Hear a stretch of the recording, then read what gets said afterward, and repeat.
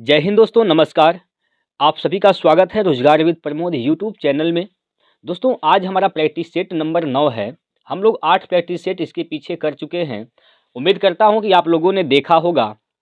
और दोस्तों, आप लोगों का रिस्पांस क्या है, आप लोग हमें ज़रूर बताएं।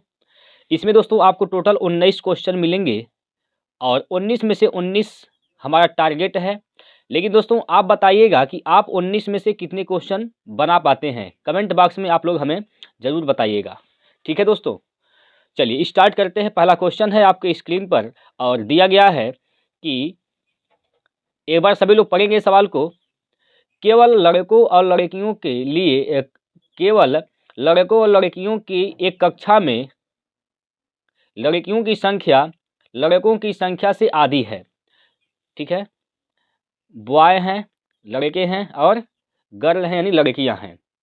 लड़कियों की जो संख्या है लड़कों की संख्या से आधी है, यानी लड़कों की संख्या से लड़की क्या है, आधी हैं। अगर लड़के 2 अनुपात में होंगे तो लड़कियां कितनी अनुपात में होंगी, 1 अनुपात में। आधी हैं तो 1 अनुपात में हो जाएगा। ठीक है, आगे क्या बोला गया है, लड़कियों की औसत अंक लड़कों की औसत अंक से दोगुनी है। औसत जो अंक है औसत जो अंक है दोस्तों, वह है लड़कियों की जो औसत अंक है लड़कों की औसत अंक से दोगुनी है। ठीक है, लड़कों की औसत अंक से कितना गुनी है, 2 गुनी है। तो लड़कों का अगर औसत अंक 1 है तो लड़कियों का क्या हो जाएगा, 2 हो जाएगा। ठीक है, बताइए यहाँ तक कोई दिक्कत है। ये बात तो यहाँ पर बोला गया है।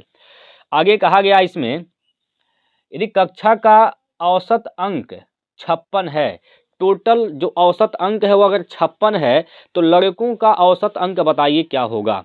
अब देखिए दोस्तों, कैसे लगाना है। यहाँ पर ये क्या है, संख्या दिया गया है, नंबर दिया गया है। लड़के और लड़कियों का संख्या दिया गया है 2 संबंधी 1 के अनुपात में है। औसत 1 संबंधी 2 के अनुपात में दिया गया है। लड़कों का टोटल अंक कितना हो जाएगा, तो 2 गुणे 1 यानी 2 अंक। टोटल लड़कों का अंक कितना हो जाएगा, 2। लड़कियों का क्या हो जाएगा, 1 गुणे 2, 1 गुणे 2 यानी 2 अंक।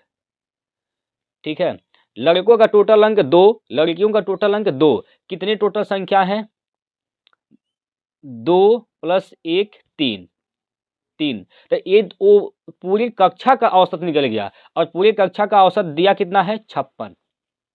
पूरी कक्षा का औसत क्या दिया है, 56 दिया है। ठीक है, तो 2 दूना 4, भाई 2 2 4 हो जाएगा। यहाँ पर 4/3 का मतलब क्या है, 56। 4 से भाग देंगे, 14 चौको 56, 14 बार में कटेगा। तो 1 अनुपात का मान क्या हो जाएगा, 3 का गुणा 14 में हो जाएगा, 14 3 42।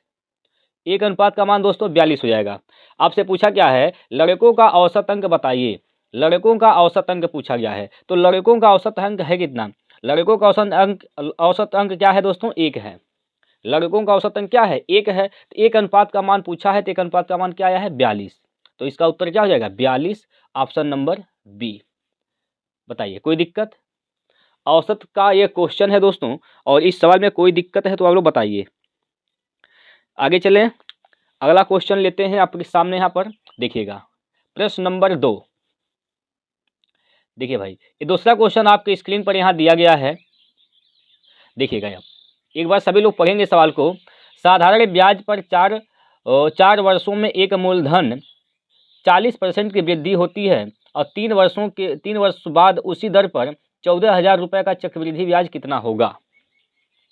ठीक है, 40% का मतलब क्या होता है दोस्तों, तो 40% का मतलब 2/5 होता है।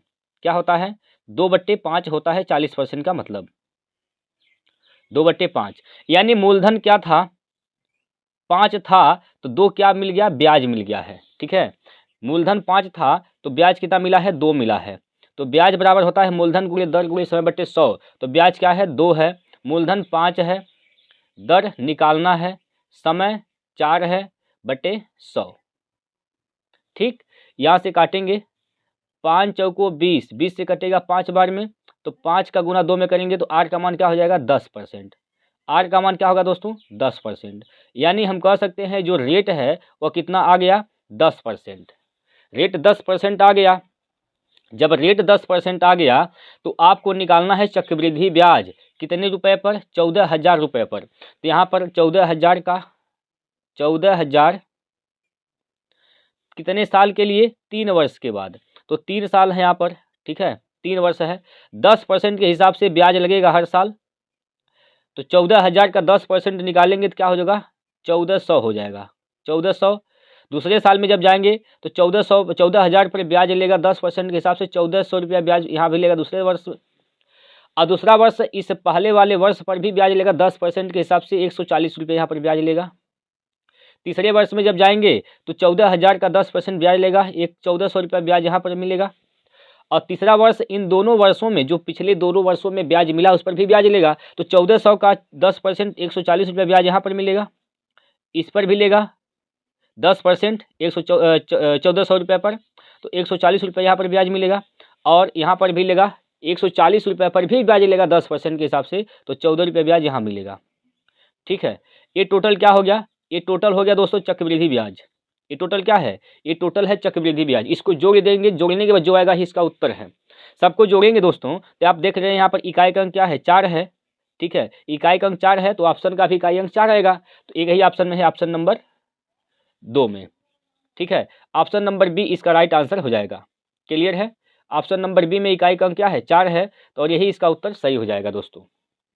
ठीक है, एक बार सभी लोग बताएंगे इस बात में कोई दिक्कत परेशानी है, एक बार सभी लोग कमेंट करके बताएंगे दोस्तों कोई दिक्कत है। अगर प्यारे साथियों आपको सवाल समझ में आया तो आप लोग कमेंट बॉक्स में वाई लिखेंगे, और नहीं समझ में आया तो कमेंट बॉक्स में एन लिखेंगे दोस्तों। एक बार सभी लोग अपना मत दीजिए, एक बार सभी लोग अपना अपना मत हमें दीजिए, क्या आपको सवाल समझ में आया है कि नहीं आया है। चलिए आगे चलते हैं, अगला क्वेश्चन लेते हैं, प्रश्न नंबर 3। अगला क्वेश्चन प्रश्न नंबर 3 आपके सामने यहाँ पर दिया गया है, और इस सवाल में बोला गया है दोस्तों कि रोहित के पास रसगुल्ले और गुलाब जामुन का अनुपात 9:14 है। उसके द्वारा 6 रसगुल्ले और 7 गुलाब जामुन खा जाने के बाद अनुपात 3:5 हो जाता है। अब उसके पास कुल कितने रसगुल्ले हैं। तो अब रसगुल्ले कितने हैं दोस्तों, ये पूछा गया है। दो चीज़ें हैं रोहित के पास, रसगुल्ला है और क्या है, गुलाब जामुन है। ठीक, रसगुल्ला और गुलाब जामुन का अनुपात क्या है, तो 9:14 है, 9:14 है। क्लियर है, बताइए यहाँ तक कोई दिक्कत नहीं। आगे कहा गया है कि उसके द्वारा 6 रसगुल्ले खा गए, 6 रसगुल्ला खा गया और 7 गुलाब जामुन उसने खा लिया। जब खा लिया तो घटा देंगे, मतलब कम ना हो गया, खाया तो इसका मतलब कम हो गया, माइनस कर देंगे। उसके बाद जो अनुपात बचता है वह 3:5 के अनुपात में बचा है, 3:5 के अनुपात में बचा है। बस इसी को हल कर देना है। 5 का गुणा में 9 में 9 पंजे 45, 14 का गुणा 3 में 14 3 42, 42 और 45 का अंतर क्या हो जाएगा, 3 हो जाएगा दोस्तों। कितना होगा, 3 बराबर। यहाँ से देखिए 5 का गुणा 6 में 6 पंजे 30, माइनस का 30 होगा, बताइए माइनस का 30 होगा, और 7 का गुणा 3 में तो 21, माइनस का 21 हो जाएगा दोस्तों, माइनस का 21। इन दोनों का अंतर जब निकालेंगे, बड़े में से छोटा घटाना होगा, बड़े में से छोटा घटाएंगे तो सबसे बड़ा क्या है, माइनस का 21 है। माइनस इसमें से जब आप माइनस 30 घटाएंगे तो क्या हो जाएगा, ये माइनस और ये माइनस क्या होगा, प्लस हो जाएगा यहाँ पर। ठीक है, तो 30 में से 21 गया तो बचेगा क्या, 9। 3 अनुपात का मान 9, तो 1 अनुपात का मान क्या हो जाएगा, 3 हो जाएगा। 1 अनुपात का मान दोस्तों 3 हो गया। तो पूछा है उसके पास कुल कितने रसगुल्ले अब बचे हैं, तो पहले उसके पास कितने रसगुल्ले थे, 9। 9 अनुपात में 1 अनुपात का मान 3, 9 अनुपात का मान क्या हो जाएगा, 27। 9 अनुपात का मान क्या होगा दोस्तों, 27, जिसमें से उसने 6 रसगुल्ले खा लिए हैं, तो उसके पास कितने रसगुल्ले बचे हैं, 21 रसगुल्ले बचे हैं। 21 रसगुल्ले बचे हैं, 21 ऑप्शन नंबर 1 में है, और ये प्रश्न का उत्तर सही हो जाएगा। ठीक है, बताइए सभी प्यारे साथी एक बार कमेंट करेंगे। चलिए आगे चला जाए, अगला क्वेश्चन लेते हैं। अगला प्रश्न नंबर 4 आपके स्क्रीन पर यहाँ पर दिया गया है। एक बार इस सवाल को सभी लोग पढ़ेंगे और बताएंगे क्या होगा इसका उत्तर। प्यारे साथियों, सबसे पहले इस सवाल को कुछ लिखने का तरीका यह है, आप लोग नहीं समझ पा रहे हैं, देख लीजिए। ऐसे लिखा गया है सवाल, 251 का होल क्यूब है, ठीक, प्लस का 249 का होल क्यूब है, ठीक। अब बटे में क्या लिखा गया है, बटे में लिखा गया है दोस्तों 225.1, ठीक, गुणे 25.1 25.1 माइनस 624.99 प्लस 24.9 गुणे 24.9। सवाल कुछ इस प्रकार से दिया गया है और इसका मान कहा है क्या, 5 गुणे 10 पे पावर के है। 5 गुणे 10 पे पावर क्या है, के है। ये सवाल में दिया गया है।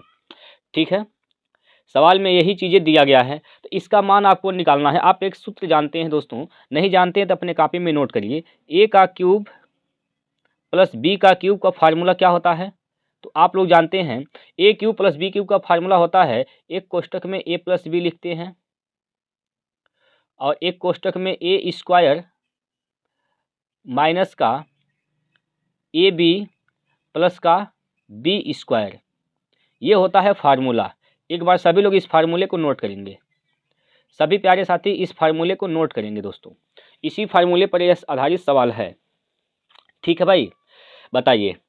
तो जब आप यहाँ पर देख रहे हैं यह ए है और ये क्या है, बी है, तो ए का क्यूब प्लस बी का क्यूब तो क्या हो जाएगा, एक कोष्टक में ए प्लस बी और एक कोष्टक में A square minus A B plus का बी स्क्वायर। तो नीचे आप देख रहे हैं दोस्तों, एक A square plus B square minus यहाँ पर क्या दिया गया है, माइनस यहाँ पर ए बी दिया गया है। भाई इसको दोनों को गुणा कर दिया गया है, तो गुणा करने के बाद ए बी आ गया है। ठीक है, यानी जो ऊपर यहाँ पर बन रहा है ये चीज़ नीचे दिया गया है, तो ऊपर नीचे से ये कैंसिल हो जाएगा, कैंसिल हो जाएगा। तो ऊपर क्या बचेगा, ऊपर सिर्फ और सिर्फ बचेगा दोस्तों, क्या बचेगा ऊपर, ए प्लस बी बचेगा। ए प्लस बी बचेगा, तो ए प्लस बी को जोड़ेंगे, मतलब इसको 251 प्लस 249 को जोड़ेंगे तो क्या हो जाएगा, 500 हो जाएगा दोस्तों। कितना, 500 हो जाएगा। यहाँ तक कोई दिक्कत।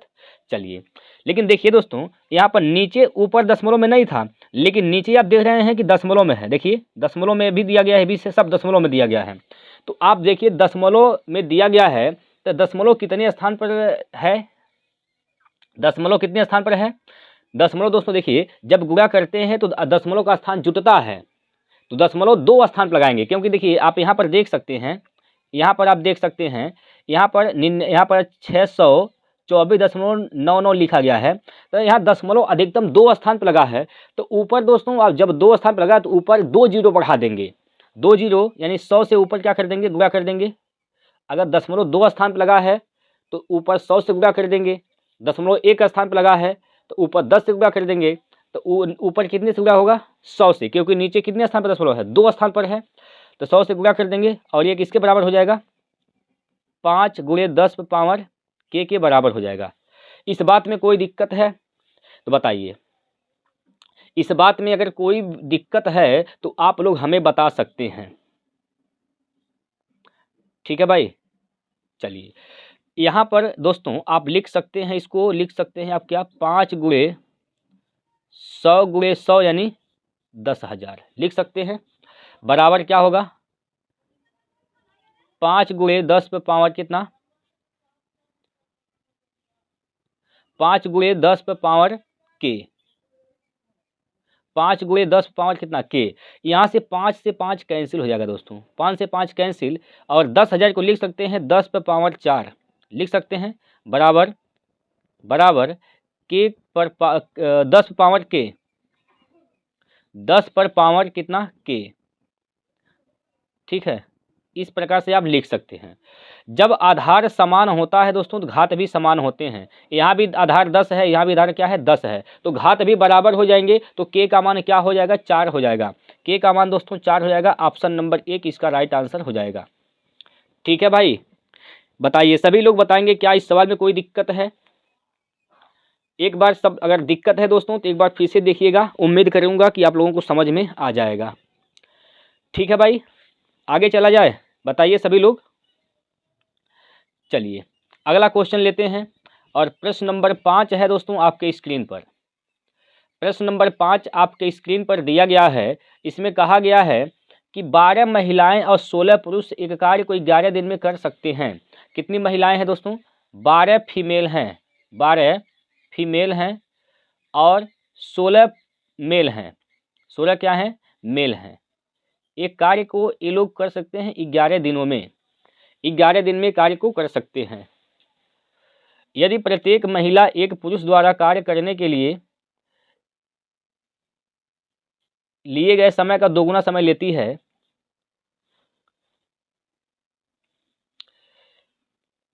यदि प्रत्येक महिला एक पुरुष द्वारा कार्य करने के लिए गए समय का दोगुना समय लेती हैं, महिला और पुरुष, यानी यहाँ पर हम कह सकते हैं फीमेल और क्या है, मेल है। ठीक है, पुरुष द्वारा लिए गए समय से दोगुना समय लेती हैं। पुरुष अगर एक समय लेता भाई तो महिला कितना लेती हैं, मेल अगर एक समय लेता है 1 अनुपात, तो फीमेल कितना लेती हैं समय का, समय 2 अनुपात। ये टाइम है, टाइम का उल्टा एफिशिएंसी हो जाएगा, तो 1/2 हो जाएगा दोस्तों। ठीक है, 1/2 हो जाएगा। कोई दिक्कत परेशानी? इसमें बोला गया है कि यदि प्रत्येक महिला एक पुरुष द्वारा कार्य करने में लिए गए समय का दोगुना समय लेती हैं, महिला समय 2 गुना लेती हैं पुरुष से। ठीक, पुरुष का अगर 1 समय लेता है तो महिला 2, तो इनका उल्टा, समय का उल्टा होता है एफिशिएंसी, यानी क्षमता होता है, तो 1/2 हो जाएगा। यदि फीमेल का क्षमता क्या है, 1 है, तो मेल का क्षमता क्या है, 2। तो आप टोटल कार्य पहले निकाल लीजिए। टोटल कार्य क्या हो जाएगा, एफ की जगह 1 और एम की जगह 2, तो 12 गुणे 1 यानी 12 प्लस 16 गुणे 2 यानी 32, 32 गुणे 11, 32 और ये 12 क्या हो जाएगा, 44, 44 गुणे 11, ये है टोटल वर्क। टोटल कार्य क्या है, 44 गुणे 11। आगे बोला गया है तो 16 पुरुष उसी कार्य को कितने दिनों में करेंगे। 16 पुरुष जब काम करेंगे तो एक पुरुष का क्षमता कितना है दोस्तों, 2 है, तो 16 का क्या हो जाएगा, 32। तो 32 की क्षमता से काम करेंगे तो 32 से भाग दे देंगे, यहाँ पर 32 से भाग देंगे तो कितनी बार में जाएगा, 4 से काटिए, 4 8 32, 4 से काटेंगे 11 बार में कैंसिल। 11 का गुणा 11 में 121/8 हो जाएगा। 121/8 दिन में 16 पुरुष इस कार्य को अकेले कर सकते हैं। ऑप्शन नंबर डी इसका राइट है। ठीक है, ऑप्शन नंबर डी इस प्रश्न का बिल्कुल सही उत्तर हो जाएगा। चलिए अगला क्वेश्चन लेते हैं, प्रश्न नंबर 6। छठवां प्रश्न है दोस्तों, आपके स्क्रीन पर यहाँ पर देख लीजिए एक बार। सभी प्यारे साथी एक बार सवाल को पढ़ेंगे, सभी लोग एक बार सवाल को पढ़ेंगे। चलिए बताइए क्या होगा इसका राइट आंसर। आप सभी लोग इस सवाल का उत्तर बताएंगे कि क्या होगा इस प्रश्न का बिल्कुल सही उत्तर। देखिए प्यारे साथियों, बात को समझने का प्रयास करेंगे। देखिए मूलधन, यहाँ पर बोला गया है कि एक निश्चित मूलधन 6% वार्षिक साधारण ब्याज की दर पर 4800 रुपये हो जाता है। यदि समान मूलधन 8% वार्षिक साधारण ब्याज की दर पर 5400 रुपये हो जाता है, तब मूलधन ज्ञात कीजिए। देखिएगा, मूलधन नहीं पता है, मूलधन हम मान लेते हैं पी है। मूलधन क्या है दोस्तों, पी मान लेते हैं। 6% के हिसाब से ब्याज लगा है। ठीक है, 6% के हिसाब से जब ब्याज लगा है, रेट क्या है, रेट जब 6% है दोस्तों, रेट क्या है, 6% है, तो कितना हो जाता है, 4800 रुपये हो जाता है। 4800 रुपये हो जाता है। और जब रेट 8% लगता है, दर 8% है, तब यह कितना हो जाता है, 5400 रुपये हो जाता है। 5400 रुपये हो जाता है। रेट में कितने का अंतर हो रहा है दोस्तों, 8 - 6 2% का, 2% का अंतर रेट में है। दर में कितने का अंतर है, 2% का। रेट में अंतर 2% का, 2% बराबर ये जो मिश्रधन है दोस्तों, मिश्रधन का अंतर इस ब्याज के बराबर होगा। ठीक है, तो यहाँ पर मिश्रधन का अंतर कितना हो जाएगा, 5400 - 4800, 600। 2% का मतलब 600, तो 1% का मान क्या हो जाएगा, 1% का मान क्या हो जाएगा दोस्तों। भाई देखिए 2% का मान अगर 600 है तो 1% का मान दोस्तों 300 हो जाएगा। 1% का मान 300 हो जाएगा। तो देखिए ब्याज कितना लग रहा है, 600 रुपये। आप यहाँ से भी ब्याज निकाल सकते हैं, यहाँ से भी ब्याज निकाल सकते हैं। यहाँ से निकालिए, 6% ब्याज लग रहा है, 1% का मतलब 300 रुपया है, तो 6% का मतलब 6 से गुना कर देंगे 1800, 6 से गुना करेंगे 1800 रुपये, यानी ब्याज कितना लगा है दोस्तों, 1800 रुपये ब्याज लगा है। तो मिश्रधन कितना हो गया, 4800 रुपया हो गया। तो इसका मतलब कितना मूलधन रहा होगा, देखिए एक बार फिर समझिए। मिश्रधन 4800 हुआ है, कैसे, जब 1800 रुपया ब्याज मिला है तब 1800 ब्याज मिलने के बाद क्या हो गया, 4800 हो गया। तो इसका मतलब मूलधन कितना रहा होगा, 4800 रुपया में क्या है, मूलधन भी है और ब्याज भी है। इस 4800 रुपये में 1800 रुपया ब्याज है, तो मूलधन कितना रहा होगा, 3000। 3000 इसका उत्तर सही हो जाएगा ऑप्शन नंबर 4। ठीक है, चलिए अगला क्वेश्चन देखिए।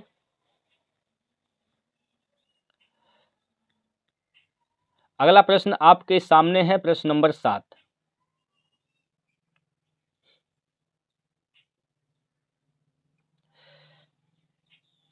आनंद 4 किलोमीटर प्रति घंटा की गति से 20 किलोमीटर की दूरी तय करता है और शेष दूरी को 5 घंटे में 5 किलोमीटर प्रति घंटा की गति से तय करता है।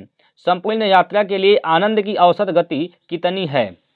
आइए दोस्तों, औसत गति बराबर क्या होता है, कुल दूरी बटे कुल समय। क्या होता है, कुल दूरी बटे कुल समय। कुल दूरी है कितना, पहले वह दोस्तों देखिए, पहले वह 20 किलोमीटर की दूरी तय करता है। तो शुरुआत में कितना दूरी तय करता है, 20 किलोमीटर, 20 प्लस इसके बाद जो शेष दूरी बचता है वो 5 घंटे में 5 किलोमीटर प्रति घंटा की गति से तय करता है। तो कितना दूरी यहाँ पर तय कर लिया, 5 पंजे 25, 25 किलोमीटर दूरी यहाँ पर तय कर लिया। ठीक, बटे नीचे क्या होगा, टोटल समय। यहाँ पर 20 किलोमीटर की दूरी तय करता है 4 किलोमीटर प्रति घंटा की स्पीड से, तो कितना समय लेता है, 20/4, 5 घंटा का समय। अब प्लस यहाँ पर 5 घंटे का समय लेता है, 5 घंटा, यहाँ पर 25 और 20 45 हो जाएगा, 45/5, 5 10, 10 से भाग देंगे तो 4.5 इसका राइट आंसर हो जाएगा। 4.5 ऑप्शन नंबर 1। ठीक है, 4.5 किलोमीटर प्रति घंटा की इसकी औसत स्पीड हो जाएगी। उम्मीद करता हूं कि आप लोगों को सवाल समझ में आ गए होंगे। अगला क्वेश्चन लेते हैं, प्रश्न नंबर 8 आपके स्क्रीन पर यहाँ पर दिया गया है दोस्तों। एक बार सवाल को सभी प्यारे साथी पढ़कर इसका आंसर करने का प्रयास करेंगे। देखिए, यदि यक्स 0.333 गुणे 0.25 गुणे 0.499 गुणे 0.125 गुणे 24 के गुणनफल का निकटतम सन्निकट मान है, तो यक्स का मान बताइए। यक्स का मान आपको बताने हैं। देखिए 0.3333 का मतलब होता है 1/3, 1/3 गुणे 0.25 का मतलब होता है 1/4 गुणे 0.499 का मतलब होता है क्या चीज, 45/90 गुणे 0.125 का मतलब होता है 1/8, 1/8। क्लियर है, 1/8 होता है। ठीक है भाई, और गुणे क्या है यहाँ पर, 24 है, 24। यहाँ से काटिए, सब कटेगा। देखिए 45 से कम 45 दूना 90, 2 बार में यहाँ पर कैंसिल हो जाएगा। 8 से भाग देंगे, 8 तिया 24, 3 बार में यहाँ जाएगा। 3 से काटेंगे, 3 से 1 कैंसिल हो जाएगा। ऊपर क्या बचेगा, 1 बचेगा। नीचे 4 दूना 8 हो जाएगा। तो इसका उत्तर क्या होगा दोस्तों, 1/8 option number C. 1/8 option number C इस प्रश्न का राइट आंसर हो जाएगा। ठीक है, चलिए अगला क्वेश्चन देखिए। देखिए क्या कहा है भैया, 3 संख्याएं 4 संबंधी 5 संबंधी 6 के अनुपात में हैं और उनका लघुत्तम समापवर्तक 108 है, तो उनका महत्तम समापवर्तक बताइए। इनका लॉसो निकाल लीजिए दोस्तों। लॉसो क्या हो जाएगा, 4 5 6 का लॉसो क्या होगा, तो 5 चौको 20 या 60, लॉसो क्या होगा, 60 होगा। 60 अनुपात का मान क्या है, 180 है। 60 अनुपात का मान क्या है दोस्तों, 180। तो 1 अनुपात का मान क्या हो जाएगा, 3 हो जाएगा। 1 अनुपात का मान क्या होगा, 3 होगा। तो पूछा क्या है, इसका मौसम बताइए। मौसम 4 5 6 अनुपात का मौसम क्या होगा, 1 अनुपात 1 होगा। तो 1 का मान क्या है, 3। तो 3 इसका राइट आंसर है ऑप्शन नंबर 4। ठीक है, ऑप्शन नंबर 4 इस प्रश्न का राइट आंसर हो जाएगा। चलिए आगे चले भाई, आप लोगों का रिस्पांस क्या है एक बार हमें बताइए। आप लोगों को सवाल समझ में आ रहा है कि नहीं आ रहा है, एक बार सभी प्यारे साथी कमेंट करके बताएंगे। जितने भी उत्तर प्रदेश पुलिस की तैयारी कर रहे हैं सभी कैंडिडेट, एक बार सभी लोग कमेंट करके बताएंगे क्या यह सवाल आपको समझ में आया। ऐसे सवाल दोस्तों आप लोग लगा लेंगे। चलिए उम्मीद करता हूं कि आपको सवाल समझ में आ गए होंगे। अगला क्वेश्चन लेते हैं, प्रश्न नंबर 10 है और 10वां क्वेश्चन आपकी स्क्रीन पर यहाँ पर दिया गया है। बहुत ही बेहतरीन क्वेश्चन है दोस्तों। अभाज्य गुणनखंड बताने हैं, अभाज्य गुणनखंड दोस्तों बताना है। इसका क्या होगा, 56,700 का अभाज्य गुणनखंड, 56,700 का अभाज्य गुणनखंड क्या होगा। देखिए अभाज्य गुणनखंड निकालना है तो आप कैसे निकालेंगे, इसको क्या लिखेंगे आप लोग, 56,700, यानी इसको लिख सकते हैं आप लोग, ऐसे लिख लीजिए 567 गुणे 100, 567 का अभाज्य गुणनखंड करिए, इसको 7 से काटेंगे तो 7 से काटिए के बाद में कटेगा 7 8 56, 7 1 कम 7, ठीक है। इसको काटिएगा तो क्या लिखेंगे, इसको 3 गुणे 3, 3 3 9 3 27 3 81, 4 बार 3 हो जाएगा, 3 3 9 3 27 3 81।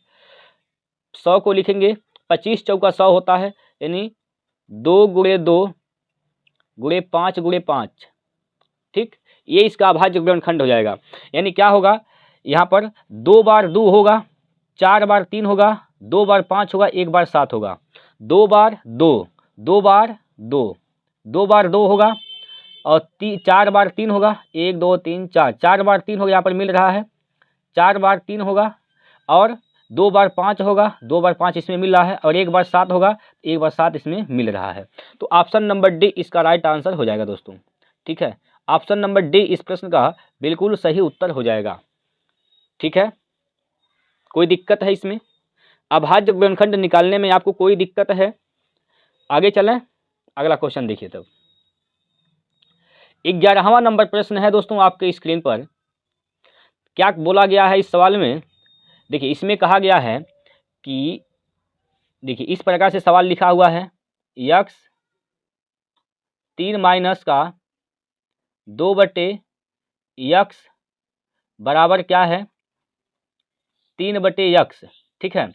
आपसे पूछा क्या गया है, यक्स का क्यूब माइनस का 1/x का क्यूब का मान क्या होगा, ठीक, यह आपसे पूछा गया है। पहले आप इसको हल करिए, अंदर x का गुणा करेंगे तो हो जाएगा 3x माइनस ये हो जाएगा 2, ठीक, बराबर का 3/x, 3/x को इधर लेकर जाएंगे तो यहाँ पर हो जाएगा क्या, 3x माइनस का 3/x, और बराबर 2 को इधर लेकर आएंगे तो हो जाएगा प्लस का 2, ठीक। यहाँ से देखिए इसमें कहीं भी 3 उन नहीं है, इसका गुणांक क्या है, 1 है, तो यहाँ पर गुणांक क्या है दोस्तों, इसका गुणांक 3 है, तो इसको हटाएंगे, कैसे हटाएंगे, इसमें आप क्या कर दीजिए, इस पूरे के पूरे में आप 1/3 से गुणा कर दीजिए, 1/3 से गुणा करेंगे तो हो जाएगा, यहाँ पर देखिए 3 3 से कट जाएगा तो बचेगा क्या, x माइनस 1/x बराबर 2/3 यहाँ पर हो जाएगा, ठीक। क्यूब का मान निकालना है, अगर 3 घात का मान निकालना है तो क्या करना है, इसका क्यूब करना है, तो 2/3 का क्यूब करेंगे तो 8/27 हो जाएगा, 8/27 हो जाएगा। और फिर यहाँ पर माइनस है तो यहाँ पर क्या करेंगे आप, प्लस करेंगे किसका, 2/3 का 3 गुना, तो इसका जब 3 गुना करेंगे तो इसका मतलब 2 हो जाएगा, तो इसमें 2 आप जोड़ देंगे, 27 दूना 54, 54 और प्लस 8 62, 62/27, 62/27 इसका राइट आंसर होगा दोस्तों, 62/27 ऑप्शन नंबर 1, ठीक है। एक बार सभी लोग कमेंट करके बताएंगे क्या कोई दिक्कत परेशानी है इस सवाल में, एक बार सभी प्यारे साथी कमेंट करके बताएंगे कोई दिक्कत है इस सवाल में। सवाल आपको समझ में आ गए होंगे दोस्तों, बताइए, सभी लोग बताएंगे क्या आपको सवाल समझ में आ गया है। आगे चले जाए, आगे चलते हैं, अगला क्वेश्चन देखिए। अगला प्रश्न है दोस्तों आपके सामने, और इस सवाल में क्या पूछा गया है आपसे, इस सवाल में दोस्तों आपसे मध्यानुपाती पूछा गया है। मध्यानुपाती कैसे निकालते हैं, आइए समझ जाते हैं मध्यानुपाती कैसे निकालते हैं। मध्यानुपाती जब भी निकाला जाएगा, जैसे दो संख्याएं दे दी गई हैं a और b, एक संख्या a है और एक संख्या दोस्तों b है, इसका मध्यानुपाती पूछा गया तो आपको करना क्या है, अंडर रूट में a b कर देना है। क्या करना है, अंडर रूट में a b कर देना है, ठीक। अंडर रूट में दोस्तों a और b का गुणा कर देंगे और उसका वर्गमूल निकाल देंगे, मध्यानुपाती इसका निकल जाएगा। तो यहाँ पर a क्या है 0.09, b क्या है 0.64, तो इसका गुणा कर देंगे अंडर रूट में 0.09 गुणे 0.64, ठीक। इसका वर्गमूल निकाल दीजिए, 0.09 का वर्गमूल 0.3 हो जाएगा गुणे 0.64 का वर्गमूल 0.8 हो जाएगा, और 8 तिया 24, 0.2 स्थान पर 0.24 इसका वर्गमूल मध्यानुपात हो जाएगा। 0.24 इसका मध्यानुपात हो जाएगा ऑप्शन नंबर 1। ठीक है, 0.24 इसका मध्यानुपात आएगा दोस्तों। क्लियर है? आगे चला जाए, अगला क्वेश्चन देखिए। अगला प्रश्न है आपके सामने, यहाँ पर क्या बोला गया है इसमें, सुधीर और आशीष की वर्तमान आयु का अनुपात 5:7 है। 12 वर्ष पहले उनकी आयु का अनुपात 1:2 था। अब से 5 वर्ष बाद सुधीर की आयु क्या होगी? देखिए दोस्तों, एक व्यक्ति कौन है? सुधीर है, और एक व्यक्ति कौन है? आशीष है। ठीक है भाई, एक व्यक्ति सुधीर और एक व्यक्ति कौन है? आशीष है। वर्तमान आयु का अनुपात क्या है? सुधीर का 5 अनुपात है, तो आशीष का क्या है? 7 अनुपात है। ठीक, 12 वर्ष पहले, 12 साल पहले, यानी 12 साल उम्र सुधीर का घटेगा, और 12 साल उम्र यहाँ पर आशीष का भी घटेगा। 12 वर्ष पहले इनकी आयु का अनुपात क्या था? तो 1:2 अनुपात में थे दोनों लोग, 1:2 के अनुपात में दोनों लोग थे। ठीक है भाई, 1:2 के अनुपात में दोनों लोग थे। इस प्रकार से यहाँ पर है। ठीक है, इसको हल कर दीजिए। 2 का गुना 5 में 10, 7 का गुना 1 में 7 एकम 7, 10 और 7 का अंतर दोस्तों 3, 1 और 2 का अंतर क्या हो जाएगा? यहाँ पर 1 का गुना 12 में कर देंगे, हो जाएगा 12। ठीक, तो एक अनुपात का मान क्या हो जाएगा? 3 अनुपात का मान 12, तो एक अनुपात का मान 4। एक अनुपात का मान प्यारे साथियों 4 हो जाएगा।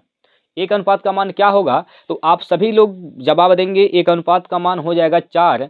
पूछा क्या है? सुधीर की आयु पूछा है 5 वर्ष बाद, तो सुधीर की पहले वर्तमान आयु निकालिए। सुधीर की दोस्तों वर्तमान आयु क्या है? 5 अनुपात, एक अनुपात का मान 4, तो 5 अनुपात का मान क्या हो जाएगा? 20 हो जाएगा। सुधीर की जो वर्तमान आयु है दोस्तों, वह 20 वर्ष है, तो 5 वर्ष बाद क्या हो जाएगा? इसकी आयु 5 साल जुट जाएगा, 25 वर्ष। 25 वर्ष ऑप्शन नंबर बी इसका राइट आंसर हो जाएगा। 25 वर्ष सुधीर की आयु हो जाएगी 5 वर्ष बाद। कोई दिक्कत परेशानी है? एक बार सभी लोग बताएंगे, कोई इस सवाल में दिक्कत है आपको? इस सवाल में दोस्तों आपको कोई दिक्कत है तो आप लोग बता सकते हैं। चलिए अगला क्वेश्चन आपके सामने, प्रश्न नंबर 14। देखिए दोस्तों, एक दुकानदार एक शर्ट पर X% की 2 क्रमागत छूट देता है, जिस पर 2500 रुपये अंकित है, और इसे 1764 रुपये में बेचा जाता है। पहले दोस्तों आप रेट निकालिए कि पहले आप ये निकालिए कितने % का छूट दिया है। 2 क्रमागत छूट है, दोनों सेम छूट है, यानी अगर छूट 10% का पहला है, दूसरा का भी 10% का होगा, छूट क्या है? समान है। ये बात इसमें कहा गया है। तो ऐसे कंडीशन में इसको कैसे लगाइएगा? देखिए 2500 यहाँ पर क्या हो जा रहा है? 2500 है दोस्तों, 2500 है, और 2500 इसका अंकित मूल्य है, MP है, और सेलिंग प्राइस क्या है? बिका कितने में है? 1764 रुपये में बिका है, 1764 रुपये में। और इसका छूट क्या है? समान है। जब दोस्तों छूट समान है तो यहाँ पर आप इसका निकाल लीजिए। ये दो घात का मान है, आप क्या करिए? एक घात का मान निकाल लीजिए। एक घात का मान निकालने के लिए इसका अंडर रूट निकाल लीजिए। अंडर रूट निकालेंगे तो यहाँ पर क्या हो जाएगा? 50। ये क्या हो जाएगा? 42। 50 का सामान 42 में बिका है, तो कितना छूट मिला है? 8 का। किस पर? 50 पर। ठीक, गुणे 100। 50 दूनी 100, 8 दूनी 16, इसका मतलब छूट का परसेंट क्या है? 16% है दोस्तों। छूट का परसेंट क्या है? 16% है। छूट प्रतिशत क्या दिया गया है? तो 16% छूट प्रतिशत यहाँ पर दिया गया है। यह आपके सामने यहाँ पर दिया गया था। ठीक है, 16% छूट दिया गया है। क्लियर है? कोई दिक्कत परेशानी? कोई दिक्कत नहीं होगा। आगे लाइन में बोला गया है कि शर्ट का विक्रय मूल्य ज्ञात कीजिए यदि दुकानदार 2 समान क्रमागत छूट की X+2% छूट देता है। 2 क्रमागत छूट देता है, X+2। X का मान क्या हो गया? तो X का मान दोस्तों हो गया 16। 2 और इसमें जुटेगा तो 18 हो जाएगा। क्या हो जाएगा? 18। यानी 18% का छूट देता है। 2 क्रमागत छूट है 18% का। ठीक है। तब यह सामान, यह टी शर्ट कितने में बिकेगा? टी शर्ट का अंकित मूल्य क्या है? 2500 रुपये है, 2500 रुपये है। ठीक है भाई, 2500 रुपये है। 2500, 18% का छूट दे रहा है, 2 क्रमागत छूट है, तो इसका मतलब 82% पर बिकेगा। 82/100 गुणे 82/100। ठीक है, चलिए यहाँ से जब काटेंगे 2 जीरो से 2 जीरो यहाँ पर कैंसिल, 25 से काटेंगे 25 चौका 100, 2 दूनी 4, 41 दूना 42, 82, 41 दूना 82, 2 से काटेंगे 41 बार में भी कैंसिल हो जाएगा। यानी बिका कितने में? कितना में बिक गया दोस्तों? तो बिका कितने में भाई? 41 गुणे 41, यानी कितना में बिक गया? 41 गुणे 41 करिए तो 1681 रुपये। कितने में? 1681 रुपये में बिका है, ऑप्शन नंबर 1। ठीक है भाई, 1681 रुपये में सामान को बेचा गया है। कब? जब x प्लस 2% की छूट दिया गया है तब। ठीक है, बताइए सभी लोग। अगला क्वेश्चन देखते हैं। अगला प्रश्न 15वां नंबर प्रश्न आपके सामने है। बताइए दोस्तों, इसका उत्तर क्या होगा? किसी शंकु के आधार का क्षेत्रफल 186.34 सेंटीमीटर स्क्वायर है। शंकु की ऊंचाई इसकी त्रिज्या का 9/7वां भाग है, तो उसका आयतन बताइए। क्या बताना है? इसका आयतन आपको बताना है। ठीक है भाई, इसका आयतन आपको बताना है। यहाँ पर आयतन क्या होगा? इसका आयतन यहाँ पर क्या होगा दोस्तों, यह आपसे पूछा गया है। ठीक है,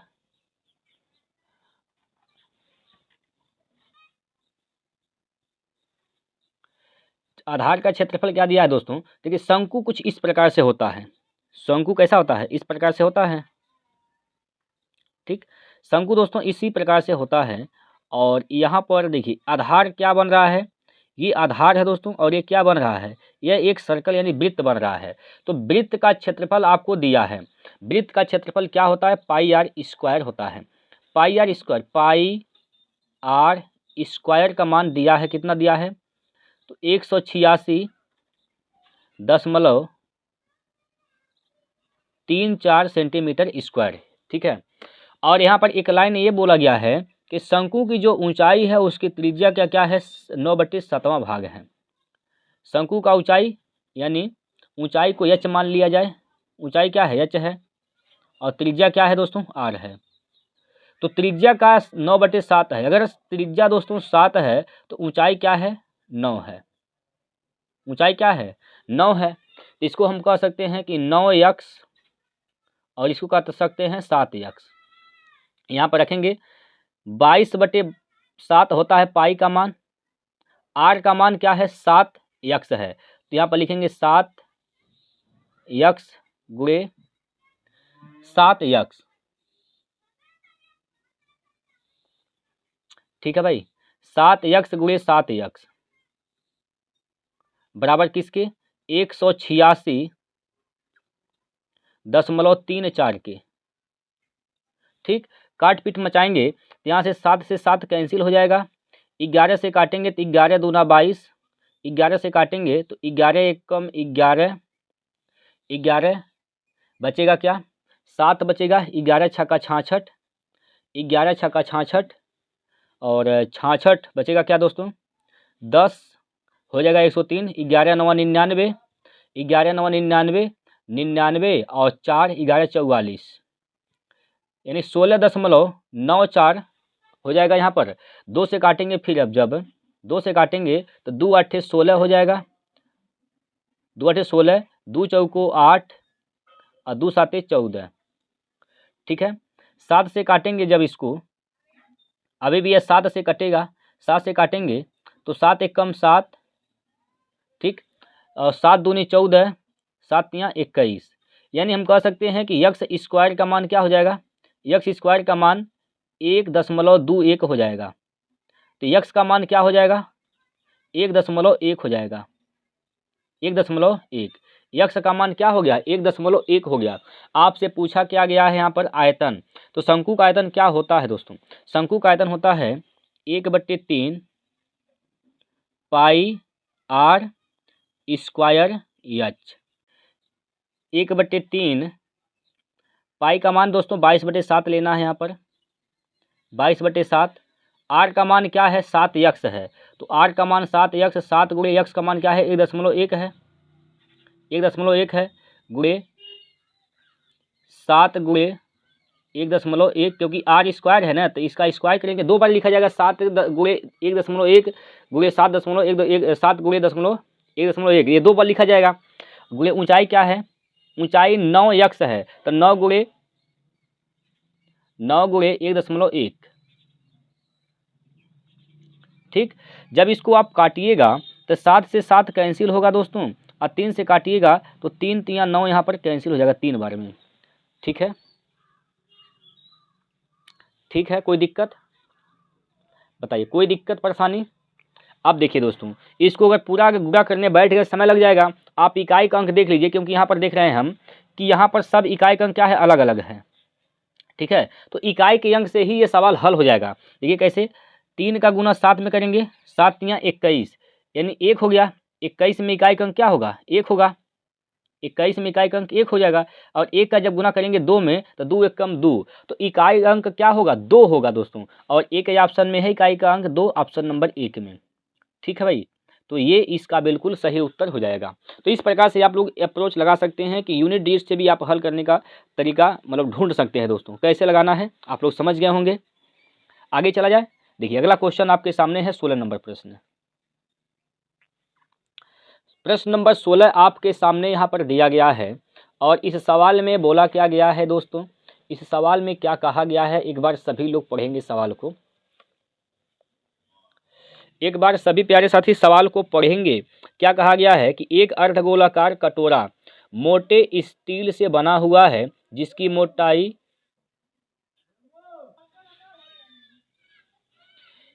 एक अर्धगोलाकार कटोरा मोटे स्टील से बना हुआ है, जिसकी मोटाई 0.50 सेंटीमीटर है। यदि कटोरे का बाहरी व्यास 43 सेंटीमीटर है, तो कटोरे का आयतन क्या होगा। दोस्तों देखिए, कटोरा कुछ इस प्रकार से होता है जो अर्धगोलाकार है। अर्धगोलाकार कटोरा इस प्रकार से है दोस्तों, इस प्रकार से, ठीक है।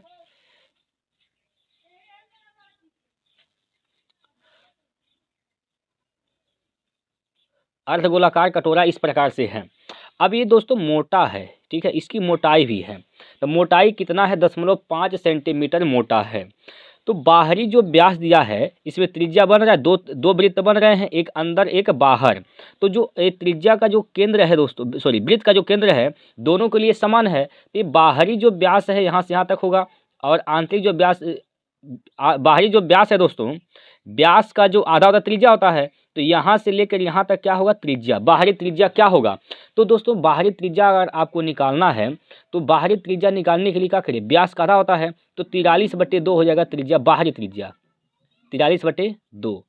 तो 43/2 का मतलब क्या हो जाएगा, 43/2 का मतलब 2 दूनी 4, 2 1 कम 2, 0.5, 21.5 सेंटीमीटर बाहरी त्रिज्या हो जाएगा। कोई दिक्कत है, बाहरी त्रिज्या क्या होगा, 21.5 सेंटीमीटर। भाई मोटाई, ये जो मोटा हिस्सा नहीं, ये वाला, ये जो मोटाई है, ये कितना है, 0.5 है। 0.5 घटाएंगे तो अंदर की त्रिज्या निकल जाएगी। तो 0.5 इसमें जब घटाएंगे तो अंदर की त्रिज्या क्या हो जाएगा, ये बाहरी त्रिज्या है, यानी कैपिटल आर है यह। तो अंदर का त्रिज्या क्या हो जाएगा, 21.5 में से जब आप 5 घटाएं, 0.5 घटाएंगे तो हो जाएगा क्या, 21 सेंटीमीटर। अंदर की त्रिज्या क्या हो जाएगी, 21 सेंटीमीटर। कोई दिक्कत है बताइए, इसमें कोई दिक्कत परेशानी है। बाहरी त्रिज्या अगर 21.5 सेंटीमीटर है, तो मोटाई जिसमें 0.5 सेंटीमीटर है, तो अंदर की त्रिज्या क्या हो जाएगी, मोटाई घटा देंगे तो अंदर की त्रिज्या पता चल जाएगा, 21 सेंटीमीटर त्रिज्या हो जाएगा। अर्धगोले का आयतन का फार्मूला होता है 2/3 पाई आर क्यूब, ठीक है। तो 2/3 पाई का मान लेना है क्या, 22/7, आर का मान क्या है, 21, तो 21 पर 3 घात, यानी 21 गुणे 21 3 बार, 21 का गुणा क्या बार, तो 3 बार यहाँ पर हो जाएगा, ठीक है। यहाँ से काटिए, 3 7 21 से 21 यहाँ पर कैंसिल, 21 से दोस्तों 21 कैंसिल हो जाएगा। अब देखिए यहाँ पर हम देख रहे हैं कि इकाई का अंक ऑप्शन में अलग अलग है। तो इकाई के अंक से हल किया जाए। इकाई का अंक क्या होगा, 2 दूनी 4, क्या होगा, इकाई का अंक दोस्तों 4 होगा, क्या होगा, 4 होगा। तो किस ऑप्शन में 4 है इकाई का अंक, ऑप्शन नंबर 1 में। ऑप्शन नंबर 1 में इकाई का अंक 4 है और ये प्रश्न का राइट आंसर हो जाएगा। ठीक है भाई, बताइए कोई दिक्कत परेशानी, कोई भी दिक्कत है दोस्तों आप लोग बता सकते हैं। चलिए अगला क्वेश्चन देखिए, प्रश्न नंबर 19।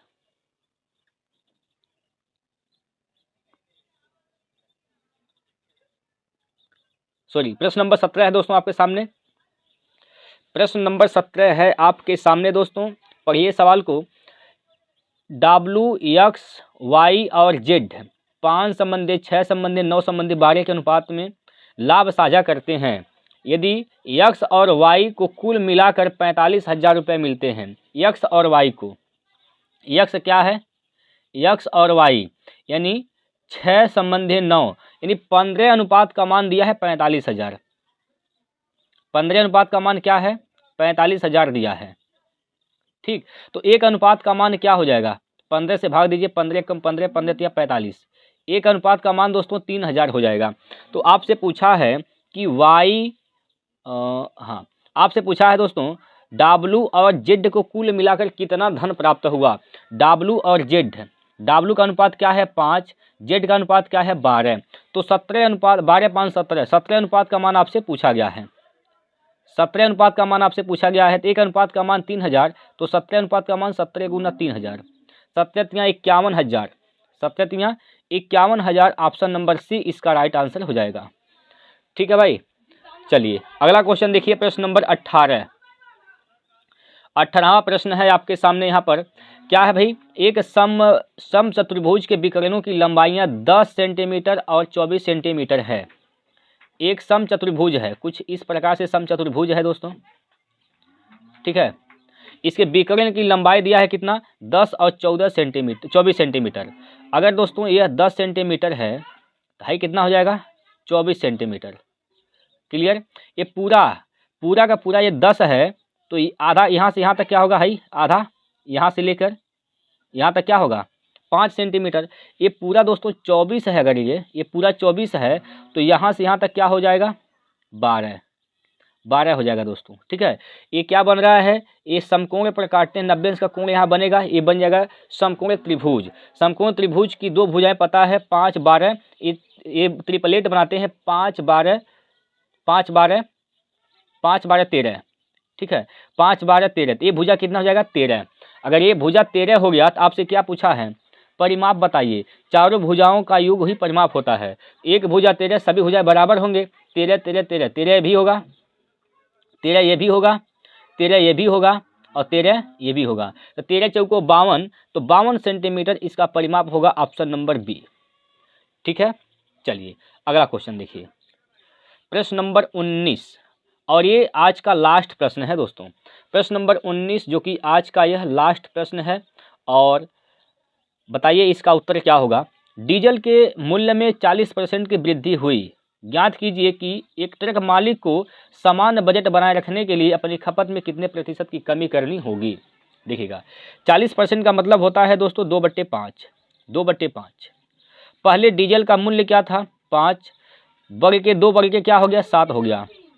ठीक है, मूल्य है यह, ठीक मूल्य है यह, तो इसका कंजम्पशन यानी खर्चा क्या हो जाएगा, इसका जो खर्चा है दोस्तों इसका उल्टा हो जाएगा 7 संबंधी 5, 7 संबंधी 5। कितना कमी करना पड़ेगा इस खपत में कितना कमी, इसका खपत हो जाएगा दोस्तों 7 संबंधी 5। तो खपत में कितना के कमी करना पड़ेगा, 2 अनुपात का किस पर 7 पर। 1/7 का मतलब क्या होता है, 1/7 का मतलब होता है 14.28%, 14.28%। तो 2/7 का मतलब 28.57%, 5-7%। ऑप्शन नंबर डी इसका राइट आंसर हो जाएगा। ये 19 क्वेश्चन दोस्तों हम लोग किए हैं। उम्मीद करता हूं कि आप लोगों को समझ में आया होगा। फिर दोस्तों कल मिलेंगे अगले वीडियो के साथ, तब तक के लिए जय हिंद, जय भारत।